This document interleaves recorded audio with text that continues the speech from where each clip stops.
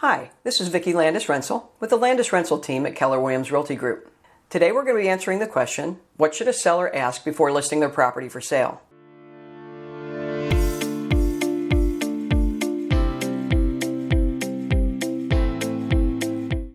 The first question you should ask is, at what list price should I place my property on the market to ensure that buyers are going to select my property over the competition? You need to keep in mind that the answer to this question will fluctuate. As properties come on and off the market, the price at which your property will be competitive may change. Interestingly, that price change could be as little as $1. Buyers search for properties primarily on the internet. And on the internet, properties are priced in order of their price, either higher to lower or lower to high.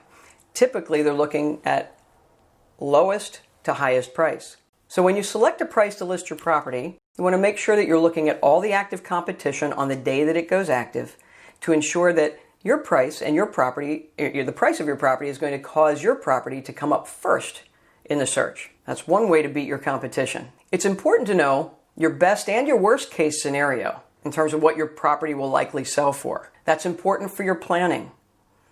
So make sure that when you are pricing your property, you have a competitive list price, but you also know what the worst case scenario is in terms of what your property will sell for based on current market data, and what your best case scenario is.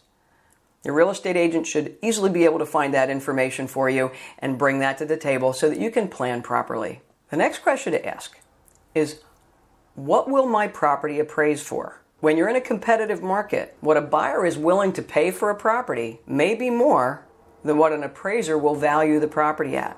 This is significant because the buyer's lender is going to hire an independent appraiser to appraise the property, and they're going to appraise that property based on past sales data.